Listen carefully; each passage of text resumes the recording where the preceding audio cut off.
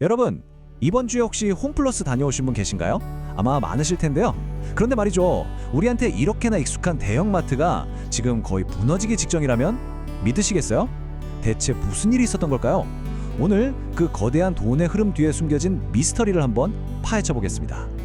상황이 정말 심각합니다. 한때 업계 2위까지 넘보던 거대 유통기업이 말 그대로 붕괴 직전이고요. 그 중심에 서 있는 사모포드 대표는 국정감사에 불려 나와서 해명까지 해야 했습니다. 모든 걸 떠들썩하게 했던 그 빅딜이 도대체 왜 이런 비극으로 치닫게 된 걸까요? 그래서 오늘의 핵심 질문은 바로 이겁니다. 아니, 멀쩡히 장사 잘하고 우리 동네에도 떡하니 있던 그 큰 마트의 가치가 어떻게 이렇게 순식간에 정말 흔적도 없이 사라져버릴 수가 있는 걸까요?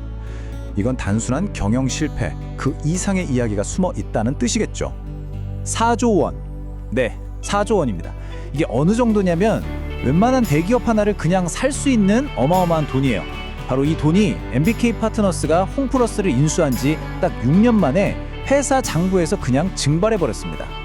결국 홈플러스는 법원에 손을 들었습니다.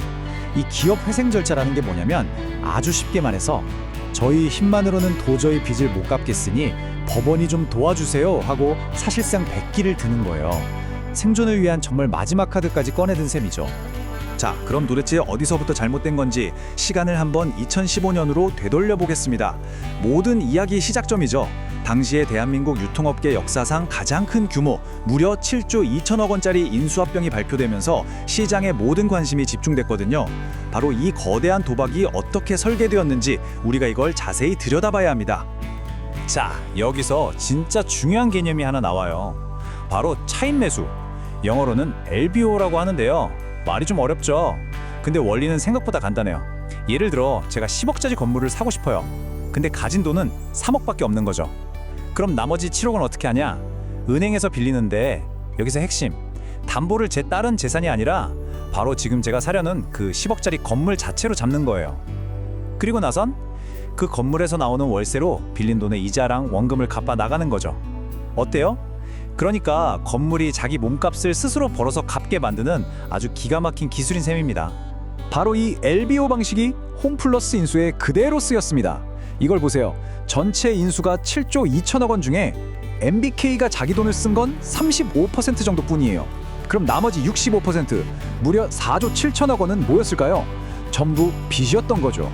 그리고 이 어마어마한 빚을 갚아야 할 책임은 MBK가 아니라 바로 인수당한 홈플러스 자신에게 전부 떠넘겨졌습니다.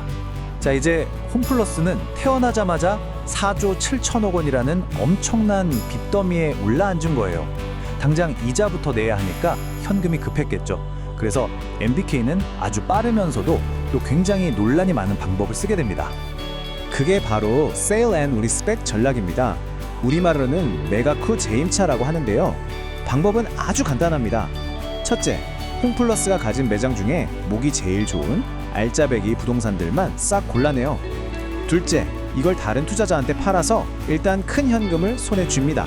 그리고 마지막으로 방금 판 그 가게에서 이제 월세를 내면서 장사를 계속하는 거죠. 이 전략의 가장 치명적인 함정이 바로 이 지점이에요. 분명 어제까지는 회사의 가장 중요한 자산이었던 내 건물이 팔려나가는 그 순간부터 매달 꼬박꼬박 돈을 빨아가는 부채, 즉 임대료로 바뀌어버린 겁니다. 내 집에서 장사하다가 하루아침에 월세살이 신세가 된 거죠. 당장의 현금 때문에 미래의 고정 지출을 눈덩이처럼 불리는 거래를 한 겁니다. 자, 이렇게 시작된 현금 확보 작전이 과연 어떤 나비 효과를 불러왔을까요? 지금부터 홈플러스가 어떻게 이 끝없는 추락의 소용돌이 속으로 빨려 들어갔는지 그 악순환의 고리를 숫자로 직접 확인해 보시죠. 첫 번째 도미노가 쓰러집니다. 알짜 매장들을 계속 팔아치우니까 당연히 회사 전체의 자산 규모가 무섭게 쪼그라들었겠죠.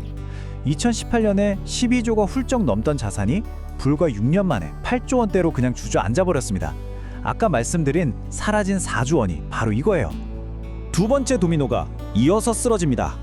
이익여금이라는 건 회사가 그동안 장사해서 차곡차곡 쌓아놓은 비상금 같은 거거든요. 그런데 매년 내야 할 빚 이자에 임대료 부담은 점점 커지는데 장사는 힘들어지니까 이 비상금을 계속 야금야금 까먹을 수밖에 없었던 거죠. 2조 5천억 원이나 쌓여있던 곳간이 거의 텅 비게 된 겁니다. 결국 마지막 도미노까지 무너지고 맙니다. 버는 돈보다 나가는 돈이 훨씬 많아지니까 해마다 수천억 원대의 엄청난 적자를 내기 시작합니다.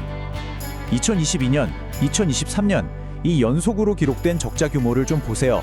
이건 그냥 장사가 좀 안 된다 이 수준이 아니라 회사의 존립 자체가 위험해졌다는 명백한 신호였습니다. 홈플러스의 이야기는 단순히 한 기업의 흥망성쇠가 아닙니다. 우리 사회 전체에 아주 중요한 질문을 던지고 있죠. 과연 사모펀드는 위기에 빠진 기업을 구하는 해결사일까요? 아니면 단기 이익만 쪽 빨아먹고 나가는 약탈자일까요? 비판하는 쪽의 논리는 아주 명확합니다. 더불어민주당 이강일 의원의 지적처럼요. 애초에 MBK가 너무 무리하게 빚을 내서 회사를 인수했고 회사의 장기적인 성장 같은 건 안중에도 없이 오로지 빚 갚으려고 자산 팔아치우는 데만 급급했다는 거죠. 사실 이 논쟁은 언제나 팽팽해요. 한쪽에선 사모펀드가 단기간에 이익만 챙기고 빠져나가는 소위 먹튀 전략을 위해서 기업의 등골을 빼먹는다고 비판하죠. 반면에 다른 쪽에선 아니라고 사모펀드야말로 부실한 기업에 꼭 필요한 자금을 대주고 경영을 효율적으로 바꿔서 기업 가치를 높이는 긍정적인 역할을 한다고 주장합니다. 물론 MBK 입장에서도 할 말은 있습니다. 대표적인 성공 사례로 항상 코웨이를 꼽거든요. 정수기 회사 다들 아시죠? MBK는 코웨이를 인수해서 해외 시장으로 진출시키는 등 기업 가치를 엄청나게 키웠고요. 6년 만에 되팔아서 무려 1조 원에 가까운 이익을 남겼습니다. 이런 걸 보면 사모펀드가 꼭 기업을 망가뜨리기만 하는 건 아니라는 주장도 충분히 설득력이 있습니다.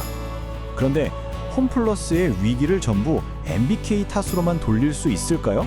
사실 여기에는 또 다른 아주 거대한 변수가 숨어 있었습니다.